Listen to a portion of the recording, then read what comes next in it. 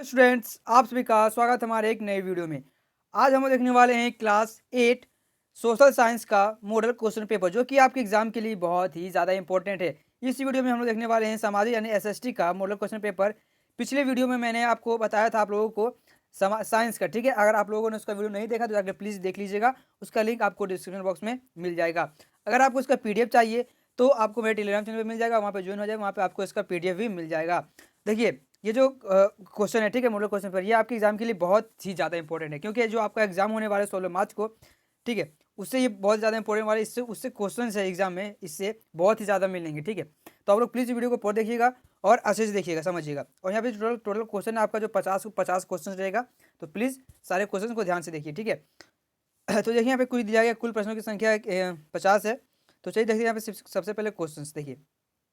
यहाँ पे पहले क्वेश्चन दिया गया कि लॉर्ड क्लाइव ने भारत का मानचित्र तैयार करने की जिम्मेदारी किसे सौंपी थी। जो लॉर्ड क्लाइव, ठीक है, उसने भारत का मानचित्र तैयार करने के लिए जिम्मेदारी किसको सौंपा था। तो किसको सौंपा था जिम्मेदारी, तो वो सौंपा था उसने लॉर्ड लॉर्ड कॉर्नवालिस को सौंपा था, ठीक है। यानी ऑप्शन नंबर हो जाएगा सी, करेक्ट आंसर हो जाएगा।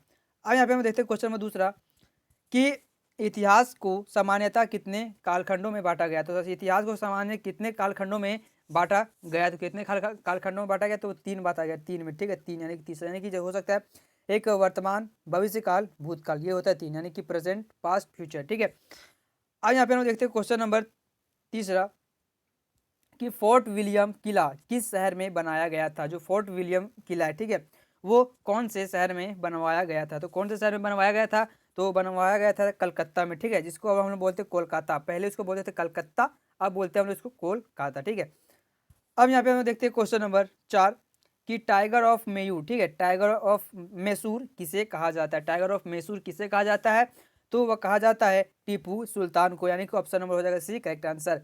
अब यहाँ पे हम देखते हैं क्वेश्चन नंबर 5 कि भारत में अंग्रेजों द्वारा किस फसल की खेती किसानों से जबरन कराई जाती थी। जो किसान है, ठीक है, जो किसान है, वो अंग्रेज भारत के किसानों पर किस तरह की खेती करवाती थी, जबरन, यानी कि जबरदस्ती करवाती थी खेती किसान लोग, ठीक है, हम किसानों पर, अंग्रेज लोग किसानों पर से करवाते थे जबरदस्ती खेती। तो वो कौन से खेती करवाते थे, तो वो करवाते थे नील की खेती, ठीक है, यानी कि ऑप्शन हो जाएगा बी, करेक्ट आंसर, नील की खेती वो करवाते थे। आज यहाँ पे देखते हैं क्वेश्चन नंबर 6 कि संथाल, मुंडा और उरांव किस राज्य की प्रमुख जनजातियां। जो संथाल, मुंडा और उरांव है, ठीक है, वो किस राज्य की प्रमुख जनजातियां हैं। तो वो किस राज्य की प्रमुख जनजातियां हैं, तो वो हमारे झारखंड राज्य की प्रमुख जनजातियां हैं, ठीक है, ऑप्शन में डी करेक्ट आंसर हो जाएगा। अब यहाँ पे क्वेश्चन नंबर देखते हैं 7 कि भारत में पहला सूती कपड़ा मिल कहाँ स्थापित किया गया था। तो भारत में सबसे पहला सूती कपड़ा का जो मिल है वो कहाँ पे स्थापित किया गया था। तो कहाँ पे स्थापित किया गया था, तो वो बम्बई में स्थापित किया था, ठीक है, यानी कि हम उसको बोलते हैं मुंबई, ठीक है, मुंबई। पहले उसको बोलते थे बम्बई, अब बोलते हैं मुंबई, ठीक है। अब यहाँ पे क्वेश्चन नंबर 8 है कि इसमें से कौन 1857 ईस्वी की क्रांति से संबंधित है। इसमें से कौन सा 1857 की ईस्वी से संबंधित है। तो देखिए, सुभाष चंद्र बोस ये भी नहीं है, भगत सिंह ये भी नहीं है, बिरसा मुंडा ये भी नहीं है, यानी कि मंगल पांडे है, ठीक है, ईस्वी क्रांति संबंधित है मंगल पांडे, ऑप्शन हो जाएगा सी, करेक्ट आंसर हो जाएगा। आज यहाँ पे देखते हैं क्वेश्चन नंबर 9 की 1857 ईस्वी के विद्रोह का तात्कालिक कारण क्या था। तत्कालिक कारण क्या था विद्रोह के लिए। 1857 में जो विद्रोह हुआ था उसका तत्कालिक कारण क्या था, जिसके कारण ये विद्रोह हुआ था। तो वो क्या कारण था, तो वो कारण था चर्बी वाले कारतूस का अफवाह, ठीक है, चर्बी वाले कारतूस का अफवाह, यानी कि चर्बी जो बनते हैं, चर्बी से कारतूस जो बंदूक बनते हैं उसका अफवाह, यानी कि चोरी हो जाना, ठीक है, यूज़ करना, ठीक है, उसका यूज़ करना, यूजिंग ऑफ फेट कार्टिजेस, यानी कि उसका यूज़ करना, ठीक है। गाय के चर्बी का जो बनता था, गाय के चर्बी से उन लोग क्या बनाते थे, बंदूक बना लेते थे, ये वो। तो उसी के कारण ये विद्रोह हुआ था, ठीक है। यहाँ पे क्वेश्चन नंबर 10 हमारा कि किस दस्तावेज को भारतीय शिक्षा का मेघना कार्ट कहा जाता है। तो किस दस्तावेज को कहा जाता है, तो वो कहा जाता है हमारा वुड्स डिस्पेच को, ठीक है, वुड्स डिस्पेच को कहा जाता है, यानी ऑप्शन में हो जाएगा बी, करेक्ट आंसर हो जाएगा। अब यहाँ पे क्वेश्चन नंबर 11 है कि शांति निकेतन की स्थापना किसने की। जो शांति निकेतन उसका स्थापना किसने किया, तो उसने वो किया था रविंद्रनाथ टैगोर ने। अब यहाँ पे क्वेश्चन नंबर 12 है कि बेटी बचाओ बेटी पढ़ाओ कार्यक्रम की शुरुआत कब की गई। जो बेटी बचाओ बेटी पढ़ाओ जो कार्यक्रम कब शुरू किया गया था, तो ये किया गया था हमारा 22 जनवरी 2015 को शुरू हुआ था बेटी बचाओ बेटी पढ़ाओ कार्यक्रम, जो कि हमारे श्री नरेंद्र मोदी ने करवाया था, ठीक है। अब यहाँ पे क्वेश्चन नंबर हमारा है 13 कि इनमें कौन से समाज सुधारक ने अपने पुत्र की शादी एक विधवा से करके एक मिसाल पेश की थी। तो किसने की थी मिसाल ये पेश, तो वह की थी ईश्वर चंद्र विद्यासागर ने यह किया था। ठीक है, ऑप्शन नंबर हो जाएगा सी, करेक्ट आंसर हो जाएगा हमारा। अब यहाँ पे क्वेश्चन नंबर 14 है कि इनमें से कौन स्त्री पुरुष तुलना पुस्तक के प्रकाशन से संबंधित है। तो कौन स्त्री पुरुष तुलना के पुस्तक के प्रकाशन से संबंधित है, तो कौन संबंधित है, तो है हमारा ताराबाई शिंदे, यानी कि ऑप्शन नंबर ए हो जाएगा करेक्ट आंसर। अब यहाँ पे क्वेश्चन नंबर 14 हमारा कि इनमें से किन्हें पेरियार पेरियार के नाम से जाना जाता है। तो किसे जाना जाता है पेरियार के नाम से, तो वो जाना जाता है हमारा ई.वी. रामास्वामी नायकर को। ठीक है, यानी कि ऑप्शन नंबर हो जाएगा एक करेक्ट आंसर हो जाएगा। यहाँ पे क्वेश्चन नंबर हमारा 16 बोल रहा है कि 1857 ईस्वी में कलकत्ता में हिंदू कॉलेज की स्थापना किनके द्वारा की गई थी। तो हिंदू कॉलेज है जो कलकत्ता में है, उसका स्थापना किसने किया था, तो वो किसने किया था, तो राजा राम मोहन राय ने करवाया था, यानी कि ऑप्शन हो जाएगा बी करेक्ट आंसर हो जाएगा। अब यहाँ पे क्वेश्चन नंबर हमारा 17 है कि इनमें से किसे अगस्त क्रांति के नाम से भी जाना जाता है। तो किसे जाना जाता है अगस्त क्रांति के नाम से, तो वो जाना जाता है हमारा भारत छोड़ो आंदोलन को, यानी कि ऑप्शन नंबर हो जाएगा सी करेक्ट आंसर। आज यहाँ पे हमारा क्वेश्चन नंबर 18 है कि इनमें से कौन से क्रांतिकारी ने 8 अप्रैल 1929 ईस्वी को केंद्रीय असेंबली में बम फेंका था।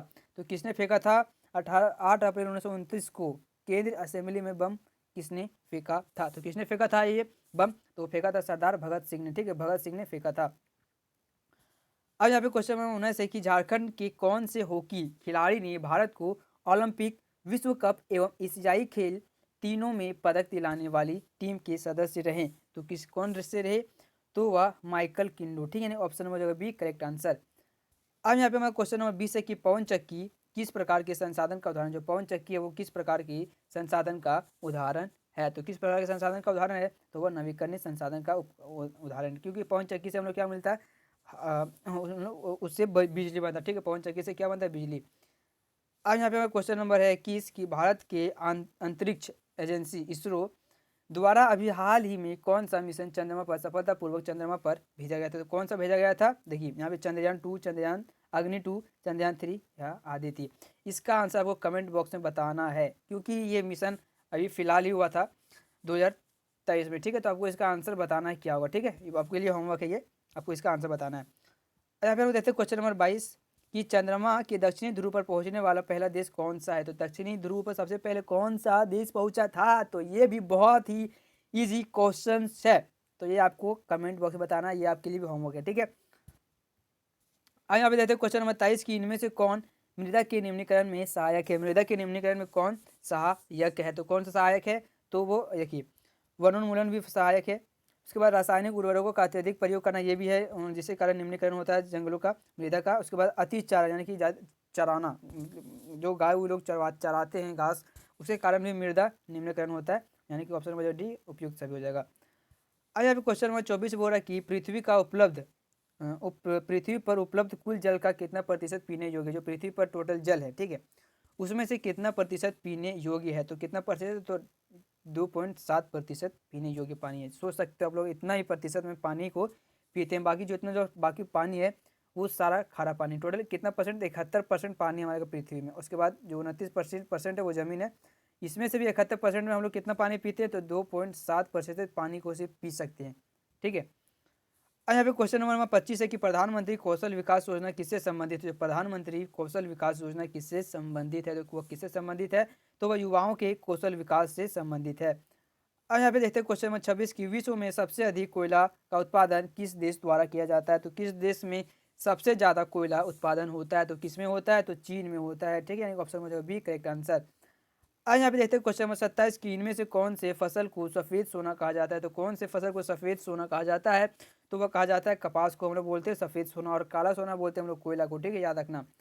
अब यहाँ पे देखते हैं क्वेश्चन नंबर 28 की एपीकल्चर किस चीज़ से संबंधित है। एपीकल्चर किस चीज़ से संबंधित है, तो वह संबंधित है मधुमक्खी पालन से संबंधित है एपीकल्चर।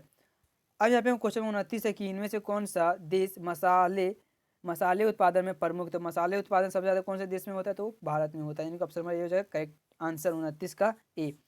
अब यहाँ देखते हैं क्वेश्चन नंबर 30 की निम्नलिखित में कौन खनिज आधारित उद्योग की कौन किसमें खनिज आधारित उद्योग है, इसमें से कौन सा है, तो इसमें से हमारा हो जाएगा लोहा इस्पात। ठीक है, ऑप्शन में बी करेक्ट आंसर हो जाएगा। अब यहाँ पे क्वेश्चन नंबर 31 है कि भारत का पिट्सबर्ग किस शहर को कहा जाता है। तो किस शहर को कहा जाता है भारत का पिट्सबर्ग, तो जमशेदपुर को कहा जाता है। भारत का पिट्सबर्ग कहा जाता है जमशेदपुर को, जो कि हमारे झारखंड में जमशेदपुर। ठीक है, अब यहाँ पे क्वेश्चन नंबर 32 है कि झारखंड का कौन सा स्थान उर्वरक उद्योग के लिए प्रसिद्ध है।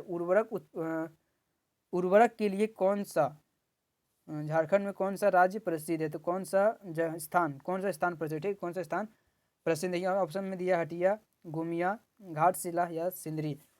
तो इसका जो आंसर है वो जगह डी सिंदरी। ठीक है, सिंदरी फेमस है उर्वरक उद्योग के लिए। अब यहाँ पे क्वेश्चन में हमें बोला 33 की इनमें से जनसंख्या परिवर्तन के कारण है। जनसंख्या परिवर्तन का कौन सा कारण है इसमें? तो देखिए जन्म दर भी हो जाएगा, मृत्यु दर भी हो जाएगा, प्रवास भी हो जाएगा, ऑप्शन में डी हो जाएगा उपयुक्त सभी। 33 का आंसर हो जाएगा डी। ठीक है, और यहाँ पे क्वेश्चन में 34 है कि आबादी के बाद भारत ने किस तरह की शासन पद्धति को अपनाया? देखिए राजतंत्रात्मक शासन पद्धति को भी अपनाया, संसदीय शासन को भी, अध्यक्षीय शासन पद्धति को भी, यानी कि ऑप्शन में डी उपयुक्त सभी हो जाएगा आंसर इसका। यहाँ पे देखते हैं क्वेश्चन नंबर 35 की भारतीय संविधान द्वारा अपने नागरिकों को कितने तरह का मौलिक अधिकार प्रदान है? तो हम लोग का जो भारतीय संविधान के आधार पर हम लोग के पास कितने मौलिक अधिकार हैं? तो वो कितने हैं? तो इसका आंसर हो जाएगा सी, यानी कि 6 मौलिक अधिकार हैं। ठीक है, हम लोग के 6 मौलिक अधिकार हैं। अब यहाँ पे क्वेश्चन नंबर 36 है कि भारतीय संविधान धर्म को लेकर कैसा है? भारतीय संविधान जो है वो धर्म को लेकर कैसा है? तो वो कैसा है? धर्मनिरपेक्ष है। ठीक है, यानी कि कोई सारे धर्म से एक करना, कोई धर्म को भेदभाव नहीं करना कोई धर्म से। यहाँ पे क्वेश्चन 37 है कि भारत की प्रथम महिला प्रधानमंत्री कौन थी? तो भारत की प्रथम महिला प्रधानमंत्री कौन थी? तो वह इंदिरा गांधी थी। ठीक है, यहाँ पे क्वेश्चन नंबर 38 है कि सरकार को जन सुविधाओं के लिए पैसा कहाँ से आता है? सरकार के जन सुविधाओं के लिए पैसा कहाँ से आता है? तो वो आता है कर से, यानी कि टैक्स से आता है उसके लिए पैसा। यहाँ पे क्वेश्चन 39 है कि इनमें से कौन भारतीय संसद तीनों अंगों से संबंधित है? भारतीय संसद के तीनों अंगों से कौन संबंधित है? तो कौन सा संबंधित है? तो लोकसभा, राज्यसभा तथा राष्ट्रपति, यानी कि ऑप्शन में सी करेक्ट आंसर हो जाएगा इसका। यहाँ पे क्वेश्चन नंबर 40 है कि केंद्र में सरकार बनाने के लिए किसी भी दल के पास कम से कम लोकसभा के कितने सांसद का समर्थन चाहिए? तो कितने सांसद चाहिए उसको अपने पार्टी को जीतने के लिए? समर्थन चाहिए कितने पार्टी का? तो इसका जो आंसर है वो हो जाएगा हमारा ठीक है, लगभग मेरे ख्याल से 272 हो जाएगा। ठीक है, 272 ऑप्शन में सी हो जाएगा करेक्ट आंसर मेरे ख्याल से। ठीक है, आप लोग एक बार देख लीजिएगा इसका आंसर। अभी में क्वेश्चन 41 है कि किसको भारतीय संसद का उच्च सदन कहा जाता है? यहाँ पे ना किस भारतीय संसद को उच्च सदन, ये क्वेश्चन को थोड़ा गलत लग रहा है, लेकिन इसका आंसर मैं आपको बताता हूँ कि लोकसभा, राज्यसभा, राष्ट्रपति, इनमें से कोई नहीं। इसका आंसर 41 का हो जाएगा। आंसर में जाएगा बी राज्यसभा। ठीक है, ऑप्शन बी जो करेक्ट आंसर हो जाएगा। अगला क्वेश्चन 42 है कि इनमें से भारत के किस राष्ट्रपति के नाम पर शिक्षक दिवस मनाया जाता है? तो किसके नाम पर शिक्षक दिवस मनाया जाता है? तो डॉक्टर सर्वपल्ली राधाकृष्णन के नाम पर हम लोग बनाते हैं शिक्षक दिवस। ठीक है, अब यहाँ पे क्वेश्चन नंबर 43 हमारा कि इनमें से किस संस्था का काम देश के नागरिकों के लिए कानून बनाने का है? तो किसका काम है? तो ये हमारा है सुप्रीम कोर्ट का, यानी कि ऑप्शन में हो जाएगा ए करेक्ट आंसर। यहाँ पे क्वेश्चन नंबर 44 है कि झारखंड राज्य में कितने सांसदों का चुनाव लोकसभा के लिए होता है? तो कितने सांसदों का चुनाव होता है लोकसभा के लिए? तो 44 का आंसर हमारा हो जाएगा डी, यानी कि 14। ठीक है, यहाँ पे क्वेश्चन नंबर 45 की झारखंड उच्च न्यायालय की स्थापना कब की गई? झारखंड उच्च न्यायालय की स्थापना कब की गई थी? तो वो की गई थी हमारा 15 नवंबर 2002 को हुआ था झारखंड उच्च न्यायालय का स्थापना। अब यहाँ पे क्वेश्चन नंबर 46 है कि देश में उच्च न्यायालयों की कुल संख्या कितनी है? तो उच्च न्यायालयों की कुल संख्या कितनी है भारत में पूछा? ठीक है, तो कितना है? तो यहाँ बोल रहे 24, 22, 16 या 14। तो कितना है? तो इसका 46 का जो हमारा आंसर है वो ए, यानी कि 24 है टोटल। ठीक है, यहाँ पे क्वेश्चन नंबर 47 है कि FIR का फुल फॉर्म क्या होता है? FIR का फुल फॉर्म क्या होता है? इसका होता है first formation report, first information. इसका ऑप्शन होगा सी फर्स्ट फॉर्मेशन रिपोर्ट। ठीक है, इन्फॉर्मेशन होगा first information report, option number C correct answer. FIR 47 का आंसर सॉरी फर्स्ट इन्फॉर्मेशन, हाँ ये होगा। ठीक, ऑप्शन नंबर ये हो जाएगा आंसर, ये नहीं होगा, फर्स्ट इन्फॉर्मेशन रिपोर्ट। ठीक है, यहाँ पे क्वेश्चन नंबर 48 है कि वैसे समुदाय जैसे जो गरीबी, अशिक्षा के कारण विकास में पीछे छूट जाते हैं, ऐसे समुदाय के लिए कौन सा शब्द प्रयुक्त किया जाता है? तो कौन सा शब्द प्रयुक्त किया जाता है ऐसे के लिए, ऐसे लोगों के लिए? तो किया जाता है हाशियाकरण, ऑप्शन नंबर होगा बी करेक्ट आंसर। अब यहाँ क्वेश्चन नंबर 49 है कि झारखंड में कितना प्रतिशत आबादी अनुसूचित जनजातियों का है? तो कितने प्रतिशत अनुसूचित जनजातियों का है? तो इसका आंसर हो जाएगा बी, यानी कि 26%। अब यहाँ पे क्वेश्चन नंबर देखते हैं 50 कि सरकार द्वारा बालिकाओं की समृद्धि से संबंधित योजना कौन सा है? तो इसका आंसर को कमेंट बॉक्स में बताना क्या होगा। तो यहाँ पे हमारा 50 क्वेश्चंस कंप्लीट हुआ है। मैंने अभी साइंस का अपलोड कर दिया हूँ, अगर आप लोगों ने वो नहीं देखा जाकर प्लीज़ वो देख लीजिएगा। और यह वीडियो अगर आपके लिए थोड़ा सा यूज़फुल रहा, थोड़ा सा भी, तो प्लीज़ वीडियो को लाइक करिएगा, चैनल को सब्सक्राइब करिएगा। तो मिलते हैं फिर से एक नई वीडियो में, तब तक के लिए जय हिंद दोस्तों।